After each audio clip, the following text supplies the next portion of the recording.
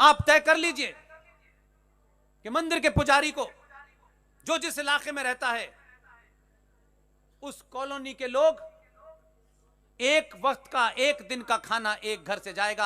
आपके यहां लौकी बनी है तो लौकी की सब्जी पंडित जी को जाएगी, आपके यहां कबाब बने हैं तो जाएगा, खीर बनी है तो जाएगा। अगर आप ये तय कर लें कि पंडित जी आपके खाने का इंतजाम हो गया है, आपकी 10 धोती का इंतजाम हो गया है, अब आप चिंता ना करें और 2 महीने तक हिंदुस्तान के किसी मंदिर में जाएं, उसमें 1 पैसा न चढ़ाएं।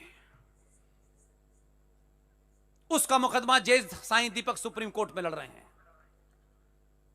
उस पैसे को जो इस देश में पागल हो गए हैं उनको जाके दे आएं, ताकि कई हजार जीडी बख्शी पैदा हो जाए, कई हजार आरएसएन पैदा हो जाए। मंदिर में चढ़ाया हुआ पैसा, आपकी आस्थाओं का पैसा भी आपके काम नहीं आ रहा है।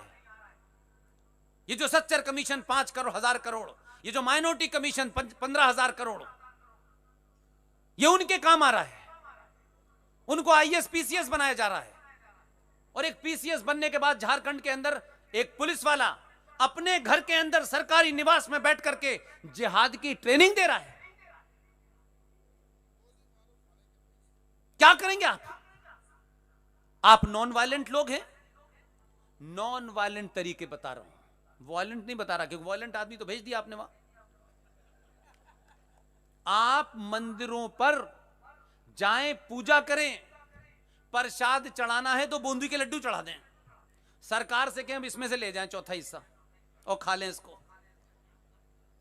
आप अपने हाथ में जो है वो करिए।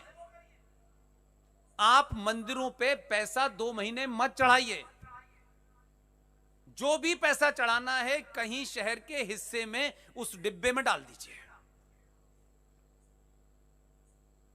और 2 महीने बाद वो करोड़ों रुपए इकट्ठा हो जाए, फिर शहर में देखिए कौन कौन पागल है जो घर छोड़ के घूम रहा है बिना कुछ बताए, पूछ करके कि तुम्हारे मकान का किराया कैसे जाता है, उसको बताइए मत। अगर ईमानदार हैं जो टीम हमारी काम कर रही है। हमारे पास 2 पैसे नहीं है।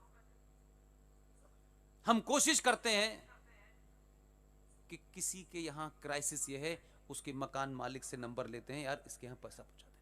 उसको नहीं बताते देखो तुम्हारा हम मकान का किराया दे रहे हैं, ये मत करिए। उसके सम्मान को चोट मत पहुंचाइए। मंदिर में चढ़ाने वाले पैसे को तो आप दिखा के नहीं चढ़ाते, वो चुपचाप से चढ़ाते हैं। उतनी ही ईमानदारी के साथ इस देश में जो 10-15 लोग पागल हैं उनकी मदद करिए।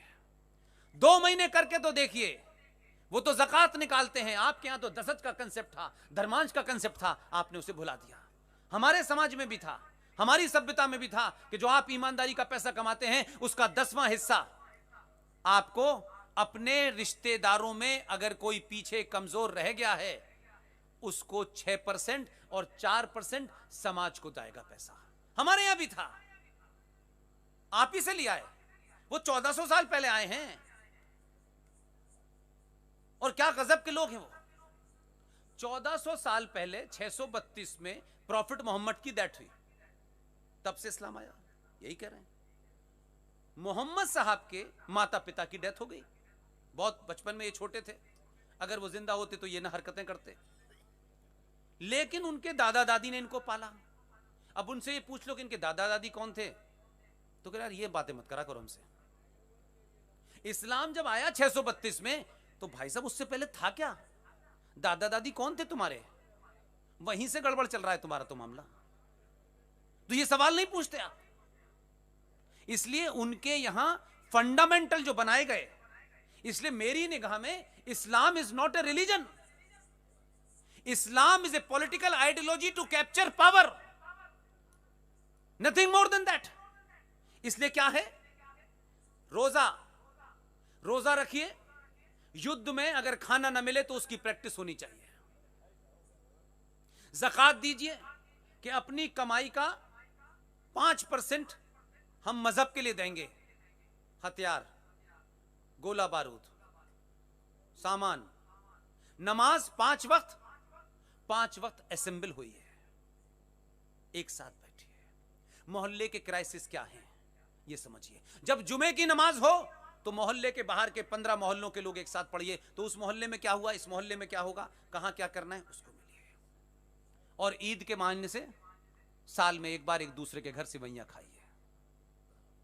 और ईमान की कमाई से पूरी दुनिया से मिलने के लिए हज करने चाहिए। पूरा पैटर्न यही है, उन्होंने उसे मजहब का नाम दे रखा है, इसी से चल रहे हैं। मक्का जाएंगे, पूरी दुनिया के मुसलमानों से बातचीत तय हो जाएगी। जुमे की नमाज में 4 मोहल्ले इकट्ठे हो जाएंगे, रोजाना नमाज अपने मोहल्ले में पढ़ेंगे। रोजा रखेंगे कि अगर बुरा वक्त आ गया, फाका करना पड़ा, 4 दिन भूखा रहना पड़ा, उसकी प्रैक्टिस करेंगे। और पूरी दुनिया में इस्लाम तलवार से फैला। फारूक अब्दुल्ला के बाप दादे इकबाल मोहम्मद, जिसने आपका तराना लिखा है, जो पाकिस्तान का सबसे बड़ा शायर माना जाता है, उसके पूर्वज सप्रू ब्राह्मण थे। ये उनके डॉक्यूमेंट में है। तो मोहब्बत से फैल रहा है इस्लाम। कहां फैल रहा है? मोहब्बत से तो बच्चे फैल रहे हैं। आप दुरुस्त फैक्ट पे बात कीजिए। इसलिए आपने मुझे इतनी देर तक सुना, मैं इसके लिए आपका शुक्रगुजार हूं।